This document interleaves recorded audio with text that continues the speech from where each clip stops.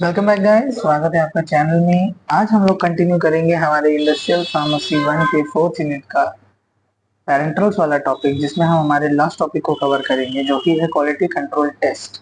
ठीक है। जब भी हमारे प्रिपरेशन तैयार हो जाते हैं तो उस प्रिपरेशन को क्वालिटी कंट्रोल के डिसाइडेड टेस्ट को पार ही करना होता है। अनटिल एंड अनलेस वो इन टेस्ट को पास या नहीं करेगा, पार या पास नहीं करेगा, वो मार्केट में रिलीज होने लायक नहीं रहेगा।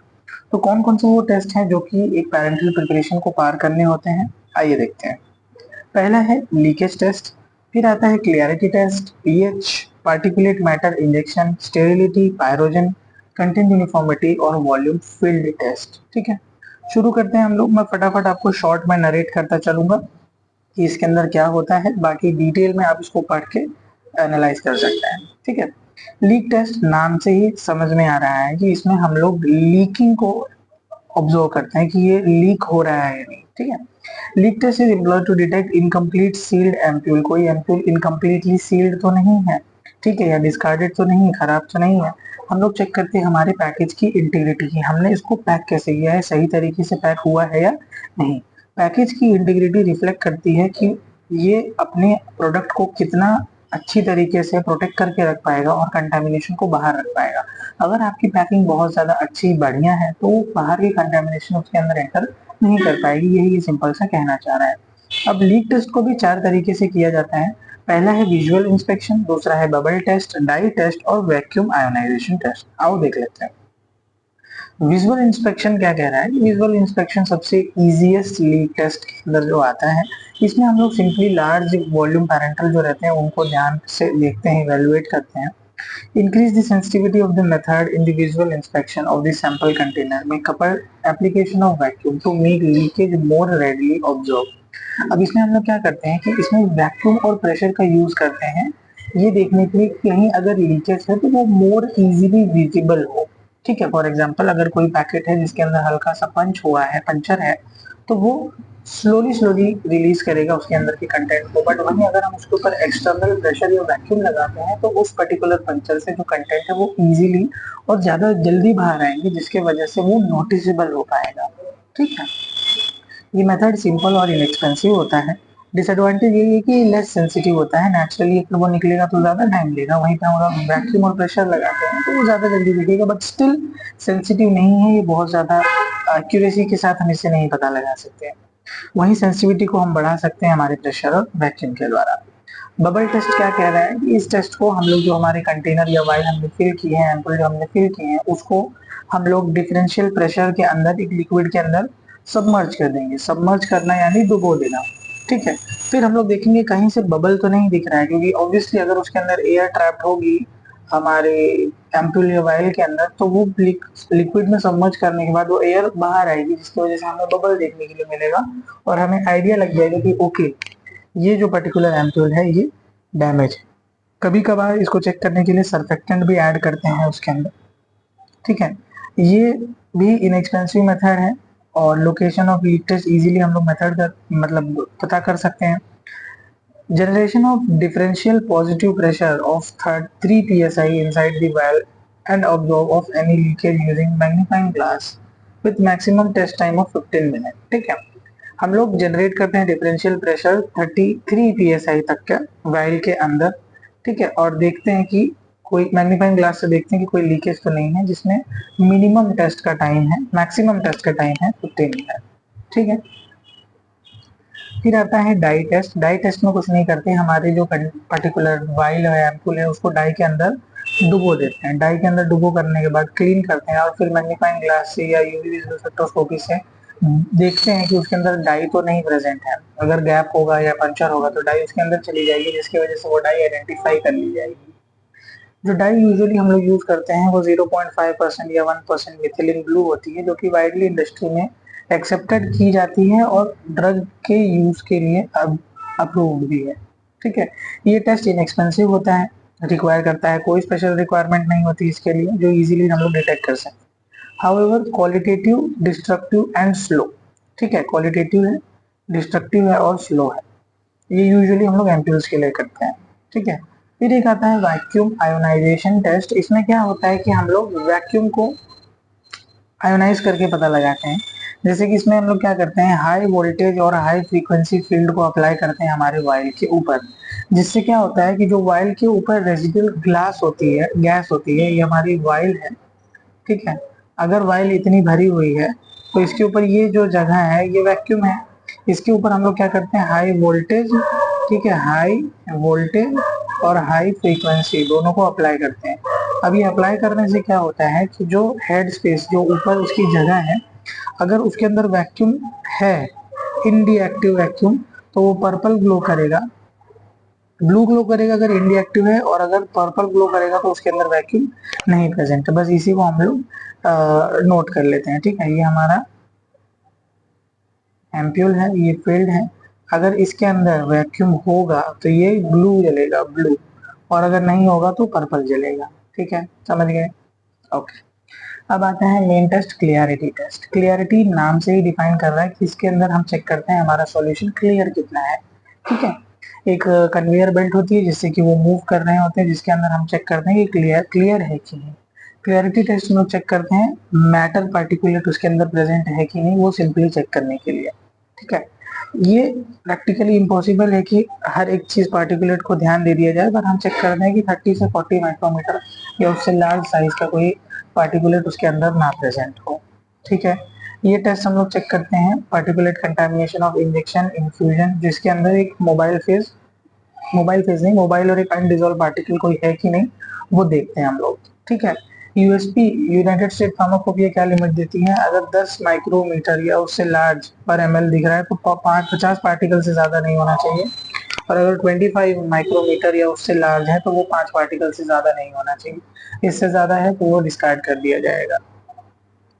पीएच सिंपल सी बात है कि इसमें हम लोग फिल करने से पहले उसका पीएच, कलर, क्लियरिटी और completeness of the solution check करते हैं। PH formulation must be consider on the standpoint, क्या है वो कि उस पीएच से बॉडी पे क्या इफेक्ट आ रहा है, उस पीएच से स्टेबिलिटी क्या हो रही है, और उस पीएच से कंटेनर या क्लोजर सिस्टम पे क्या असर पड़ रहा है। पीएच मेजरमेंट हम लोग पीएच मीटर से करते हैं, जो कि इनिशियली कैलिब्रेट किया जाता है बफर कैप्सूल से, ठीक है। PH of the major preparation, अलग अलग प्रिपरेशन से उसको कैलिब्रेट करते हैं कि हमारा पीएच सही वैल्यू शो कर रहा है या नहीं। फिर आता है particulate matter in the injection. Particulate matter में हम क्या देखते हैं, जो प्रिपरेशन इंटेंडेड होते हैं बॉडी के लिए या डायरेक्ट पैरेंटल के लिए, वो पार्टिकुलेट मैटर से फ्री होने चाहिए जब भी हम उसको विजुअली इंस्पेक्ट करें। दो मेथड डिस्क्राइब किया गया है यूएसपी में पता करने के लिए। पहला है लार्ज वॉल्यूम पैरेंटल्स के लिए, जिसको हम कहते हैं एलवीपी, जिसके अंदर filtration followed by microscopical examination procedure को हम लोग यूज करते हैं। पहले फिल्टर करते हैं, फिर माइक्रोस्कोप से देखते हैं। वहीं स्मॉल वॉल्यूम पैरेंटल्स की बात करें तो light obstruction based sensor containing electronic liquid bond particle counter system is used, ठीक है। बड़ा खतरनाक सिस्टम है ना। क्या करता है, लाइट ऑब्स्ट्रक्शन बेस्ड, मतलब लाइट को कोई ऑब्स्ट्रक्ट तो नहीं कर रहा है सेंसर पे पहुंचने से पहले, वो स्मॉल वॉल्यूम के लिए यूज करते हैं। जैसे एक लाइट, अगर ये बीच में हमारा वायल है, यहाँ पे लाइट है और यहाँ पे उस लाइट का सेंसर है, ये लाइट जा रही है सेंसर पे पहुंच रही है, जा रही है सेंसर पे पहुंच रही है, अगर यहाँ कोई पार्टिकल आ गया तो वो सेंसर पे पहुंचने नहीं देगा, बस यही वो मेजर कर लेता है स्मॉल वॉल्यूम पैरेंटल, ठीक है। यूएसपी का स्टैंडर्ड रेंज क्या है कि अगर 50 पार्टिकल से ज्यादा नहीं होना चाहिए 10 माइक्रो लीटर में, ठीक है, 10 माइक्रोमीटर में, और नॉट मोर देन 5 पार्टिकल पर एमएल 20 माइक्रोमीटर, ठीक है, इससे ज्यादा नहीं होना चाहिए। देन ये देखो लिमिट दी गई है यहाँ पे हमारी आईपीबीपी जीपी सबकी क्या है, स्मॉल वॉल्यूम इंजेक्शन अगर 100 ml से कम है तो 3000 पर कंटेनर से कम होनी चाहिए, 10 माइक्रोमीटर पार्टिकल साइज से कम, और 25 माइक्रोमीटर या उससे इक्वल 300 पर कंटेनर, उससे ज्यादा पार्टिकल हमको देखने के लिए नहीं मिलना चाहिए। लार्ज वॉल्यूम है तो 12 ml पर एमएल, 12 ml पर एमएल नहीं, 12 पर एमएल, उससे ज्यादा पार्टिकल नहीं, और अगर 25 माइक्रोमीटर का है तो 2 पर एमएल, उससे ज्यादा नहीं मिलना चाहिए, ठीक है। स्टेरिलिटी टेस्टिंग, स्टेरिलिटी यानी क्या, ये हमने पहले भी पढ़ रखा है कि स्टेरिलिटी हम लोग डिफाइन कर सकते हैं as a freedom from the presence of visible या वायबल माइक्रो ऑर्गेनिज्म, ठीक है। स्टेरिलिटी टेस्टिंग क्या कह रहा है कि हमारे पर्टिकुलर पैरेंटल प्रिपरेशन में कोई भी माइक्रो ऑर्गेनिज्म नहीं प्रेजेंट होना चाहिए, उसी को हम लोग कहते हैं स्टेरिलिटी की टेस्टिंग। ये किया जाता है detecting by the presence of viable मतलब होने वाले bacteria, fungi, yeast in the parenteral product.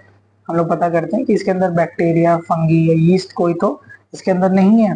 ठीक है, स्टेरिलिटी टेस्ट हम लोग कैरी आउट करते हैं अंडर द एसेप्टिक कंडीशन, जिसमें हम लोग अवॉइड करते हैं कोई भी accidental contamination during the test. कोई भी टेस्ट के दौरान उसके अंदर कंटेमिनेशन नहीं होना चाहिए। सारे ग्लासवेयर जो रिक्वायर किए जाते हैं इस टेस्ट को करने के लिए वो पहले स्टेराइल होने चाहिए। ये नहीं कि आप स्टेरिलिटी टेस्ट करने के लिए ग्लास वायल जो लेके आ रहा है वो ऑलरेडी कंटामिनेटेड। ठीक है,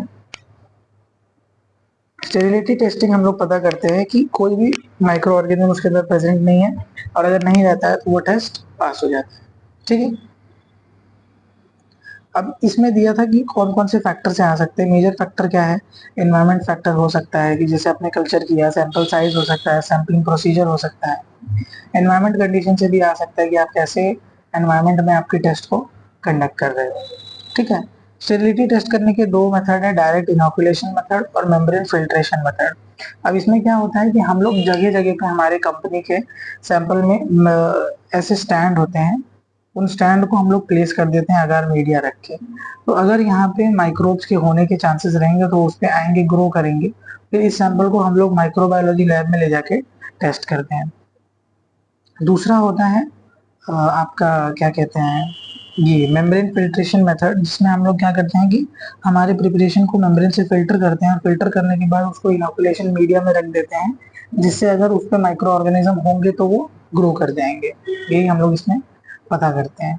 ठीक है, डायरेक्ट इनोकुलेशन मेथड में ये सारी कहानी लिखी हुई है। फिर बात करते हैं हम लोग पायरोजन टेस्टिंग की। पायरोजन टेस्ट क्या होता है, पायरोजन वो पर्टिकुलर सब्सटेंस होते हैं जो बॉडी में जाने के बाद फीवर कॉज करते हैं। पायरो मतलब होता है पायरेक्सिया, जन मतलब होता है प्रोड्यूसिंग यानी फीवर प्रोड्यूसिंग एजेंट्स। पायरोजन जो होते हैं बाय प्रोडक्ट होते हैं माइक्रो ऑर्गेनिज्म के, जो कि यूजुअली बैक्टीरिया, मोल्ड या वायरसेस होते हैं। ड्यूरिंग द प्रोसेसिंग पायरोजन में कम फ्रॉम वाटर, वाटर से आ सकते हैं, एक्टिव कॉन्स्टिट्यूएंट से आ सकते हैं, एक्सीपिएंट से आ सकते हैं, या किसी इक्विपमेंट से भी आ सकते हैं। केमिकली ये पायरोजन जो होते हैं लिपिड सब्सटेंस से एसोसिएटेड होते हैं और यूजुअली पॉलीसैकेराइड होते हैं, जो कि प्रोटीन भी हो सकते हैं। पैरेंटल सॉल्यूशन जो होता है ऑफिशियली टेस्टेड किया जाता है presence of pyrogen biological test, जिसको फीवर बोलते हैं हम लोग, जो रैबिट के अंदर चेक करते हैं। अब हमारे पर्टिकुलर प्रिपरेशन में पायरोजन है या नहीं ये देखने के दो टेस्ट होते हैं जिनको ध्यान से सुनना। एक होता है इन विवो पायरोजन टेस्ट, जिसको रैबिट टेस्ट या शैम टेस्ट भी बोलते हैं, शाम टेस्ट बोल लो, शैम टेस्ट बोल लो, व्हाटएवर। एक होता है इन विट्रो पायरोजन टेस्ट, जिसको हम लोग लिमुलस एमिबोसाइट लाइजेट टेस्ट या सिंपल में लाल टेस्ट भी बोलते हैं। ठीक है, लाल टेस्ट याद रहेगा, ल्यूबुलस एमिबोसाइट लाइजेट टेस्ट। ये क्या है मैं अभी आपको समझा देता हूँ, बहुत इंटरेस्टिंग है ये भी। इसका एक प्रैक्टिकल भी आप फार्माकोलॉजी में परफॉर्म करोगे। तो देखो रैबिट टेस्ट में क्या होता है, मैं आप लोग को एकदम सिंपल टर्म में समझाता हूँ। फॉर एग्जाम्पल ये हमारी पर्टिकुलर प्रिपरेशन है, ठीक है, ये हमारी पर्टिकुलर प्रिपरेशन है, हमको इसके अंदर चेक करना है कि पायरोजन है या नहीं। ठीक है, पायरोजन अगर होगा तो हम जिसको देंगे वो उसके अंदर फीवर कॉज कर देगा, और अगर नहीं होगा तो फीवर नहीं कॉज करेगा, बराबर। फिर हम लोग क्या करते हैं, हमारे लैब में रैबिट लेते हैं। ठीक है, हमने क्या किया, रैबिट लिया। रैबिट लेने के बाद क्या किया, ये हमने हमारा पर्टिकुलर प्रिपरेशन रैबिट के अंदर इंसर्ट कर दिया। रैबिट के अंदर इंसर्ट करने के बाद हम लोग पहले इसका टेम्परेचर मेंटेन नहीं, टेम्परेचर चेक कर लेंगे कि इसका टेम्परेचर कितना है। उसके बाद हमारी प्रिपरेशन रैबिट के अंदर डालने के बाद हम चेक करेंगे कि अगर हमारा प्रिपरेशन के अंदर पायरोजन हुआ यानी बैक्टीरिया प्रेजेंट हुए तो रैबिट के अंदर बुखार कॉज कर देंगे, फीवर कॉज कर देंगे, जिसकी वजह से उसके बॉडी का टेम्परेचर बढ़ जाएगा। अगर बढ़ गया तो आपका टेस्ट फेल हो गया, यानी कि आपका जो प्रिपरेशन है वो खराब हो चुका है। और वहीं अगर रैबिट का टेम्परेचर नहीं बढ़ा, नॉर्मल रहता है, तो आपका जो टेस्ट है वो पास हो जाएगा कि हाँ भाई आपका पैकेजिंग सही है और इसके अंदर कोई भी कंटामिनेशन नहीं हुआ है, कोई भी माइक्रोबियल ऑर्गेनिज्म नहीं पाया गया। समझ गए, बस इतना सही होता है। और उसको पढ़ते हैं थोड़े टेक्निकल टर्म्स में। तो ये टेस्ट बेसिकली इन्वॉल्व करता है injection of the sample solution, which जो हमको टेस्ट करना है रैबिट के अंदर, उसके कान से हम लोग देते हैं ईयर वेन से। टेम्परेचर सेंसिबल प्रोब जैसे क्लिनिकल थर्मोमीटर, थर्मोस्टेट, ये सारी चीज़ें हम लोग यूज़ करते हैं। अब उसकी बॉडी का टेम्परेचर मेजर करने के लिए हम लोग रैबिट के रेक्टम के अंदर थर्मामीटर डालते हैं। ठीक है, रेक्टम का टेम्परेचर तीन घंटे पर रिकॉर्ड किया जाता है, 1 hour, 2 hour, 3 hour subsequently after the injection. ठीक है, ये टेस्ट सेपरेट करता है design solely for the purpose under the environmental condition. Similarly, animal house should be free from the disturbance of the light to excite them. ठीक है, animal house के सारी चीजें ध्यान में रख के करी जाती है। इनिशियली 3 रैबिट लेते हैं, लेकिन अगर रिजल्ट नहीं ऑब्टेन हुआ तो 5 रैबिट और लेते हैं और फिर 3 रैबिट को वो इनिशिएट हम लोग करते हैं। ठीक है, prior 1 hour of injecting sample solution of control temperature rabbits are determined. ठीक है, use of only those rabbit control that not very. हम लोग वही रैबिट यूज करते हैं जिनके बॉडी का टेम्परेचर 1 डिग्री से ज्यादा वेरी नहीं कर रहा है, नहीं तो आपका रिजल्ट ज्यादा वेरी कर जाएगा। 3 रैबिट के इंडिविजुअल टेम्परेचर 0.6 से ज्यादा नहीं होना चाहिए और टेम्परेचर जो राइज होगा ग्रुप में वो 1.4 से ज्यादा नहीं होना चाहिए, तो वो पास हो जाएगा। अगर पास नहीं होता है 3+5 हम लोग 8 रैबिट लेंगे। 8 रैबिट का जो इंडिविजुअल टेम्परेचर है वो 0.6 डिग्री के आसपास फ्लक्चुएट होना चाहिए और जो राइजिंग टेम्परेचर आएगा वो 3.7 से ज्यादा नहीं होना चाहिए, तो टेम्परेचर हमारा टेस्ट पास हो जाएगा। समझ गए? पहली वाली कहानी से समझो, उसके बाद ये पढ़ के लिख सकते हो आप लोग। ठीक है, फिर बात करते हैं बैक्टीरिया एंडोटॉक्सिन टेस्ट की। अब देखो, ये भी मैं आपको सिंपल टर्म्स में समझा देता हूँ कि ये जो लाल है लिमिलस एमिबोसाइड लाइजेट, ये बैक्टीरियल एंडोटॉक्सिन ग्रो करने के लिए बहुत अच्छा मीडियम होता है। ठीक है, तो अगर आपके प्रिपरेशन के अंदर बैक्टीरिया प्रेजेंट होंगे तो वो इसके साथ रिएक्ट कर लेंगे। ठीक है, लाल के साथ कौन रिएक्ट करेगा? बैक्टीरिया रिएक्ट करने के बाद क्या करेंगे ये लोग? कलर प्रोड्यूस कर देंगे या क्लॉट फॉर्म कर देंगे, जेल क्लॉट का फॉर्मेशन कर देंगे। तो अगर आपके पर्टिकुलर वाइल के अंदर एंडोटॉक्सिन होंगे तो वो इसके लाल के साथ रिएक्ट करके क्लॉट फॉर्म कर देंगे, और क्लॉट फॉर्म कर देंगे तो आपको पता चल जाएगा कि आपकी प्रिपरेशन के अंदर एंडोटॉक्सिन प्रेजेंट है और वो टेस्ट फेल हो जाएगा। वहीं अगर ये क्लॉट नहीं फॉर्म होता है तो आपका टेस्ट पास हो जाएगा। ठीक है, यही सारी चीजें इसके अंदर लिखी हुई हैं। अब बात कर लेते हैं हम लोग लास्ट टेस्ट की, जो है कंटेंट यूनिफॉर्मिटी एंड वेट। ठीक है, इसके बाद खत्म है ना? हाँ, थैंक यू। है इसके बाद चलो, ये क्या बोल रहा है कि हम लोग डिटरमाइन करते हैं हमारे पर्टिकुलर प्रिपरेशन के अंदर कंटेंट कितना है। हमने एक्टिव मेडिकमेंट 100% डाला तो क्या 100% उसके अंदर है? कोई रिएक्ट करके कम तो नहीं हो गया, ज्यादा तो नहीं हो गया, ये हमको चेक करना है। ठीक है, तो डिटरमाइन करके हम लोग कंटेनर 10 कंटेनर ले लेते हैं रैंडमली। ठीक है, फिर उसको अलग अलग मेथड से टेस्ट करते हैं, HPLC के द्वारा टेस्ट करते हैं, जिसके अंदर अगर आपने 100% API यूज किया है तो कम से कम 85% से ज्यादा होना चाहिए। ठीक है, उससे कम नहीं होना चाहिए और 115% से ज्यादा नहीं होना चाहिए। मालूम पड़ा आपने लिया था 100 लेकिन हो गया 116, तो वो फेल हो जाए, ज्यादा है उसके अंदर API। ठीक है, और 85 से कम भी नहीं होना चाहिए। ये प्रिपरेशन को हम लोग अंडर एग्जामिनेशन रखते हैं और अगर फेल होता है, 1 और मोर इंडिविजुअल वैल्यू ये 85 से 115 के बाहर जाती है, तो हम वापस बैच लेंगे, वापस उसको चेक करेंगे। 75 ये और 125 ये एवरेज वैल्यू, इसके बाहर भी नहीं जाना चाहिए। अगर एक भी इसके बाहर जाता है तो हम लोग फिर से लेते हैं 20 कंटेनर और फिर से टेस्ट परफॉर्म करते हैं। ठीक है, ये रही वैल्यू नीचे दी गई है। Powder for the parental use, average mass more than 40 mg अगर है तो 10% से ज्यादा उसके अंदर डिविएशन नहीं देखने के लिए मिलना चाहिए, यानी जो उसके अंदर कंटेंट है वो इससे ज्यादा बाहर नहीं जाना चाहिए। अगर 100 mg आप ले रहे हो तो वो 90 हो जाए या 110 हो जाए, उससे ज्यादा नहीं। पाउडर फॉर आई ड्रॉप है लेस देन 300 mg है तो 10% का डिविएशन, और अगर पाउडर फॉर आई लोशन है 300 mg से ज्यादा है तो 7.5% से ज्यादा डिविएशन नहीं देखने के लिए मिलना चाहिए। समझ गए? इस तरीके से हमने अपना यूनिट 4 पैरेंटल प्रिपरेशन खत्म कर दिया। इसमें हमने देखा, आज के वीडियो में क्या देखा? हमने देखा क्वालिटी कंट्रोल टेस्ट के बारे में, सारे क्वालिटी कंट्रोल टेस्ट हमने देख लिए। ठीक है, शॉर्ट में मैंने आपको बता दिया, शॉर्ट में आप इनको याद रखो वरना भूल जाओगे और सारी चीजें मैसअप हो जाएंगी। ठीक है, तो मिलते हैं आपसे नेक्स्ट वीडियो में जिसमें हम लोग पढ़ेंगे हमारी 5th यूनिट को। Till then bye bye.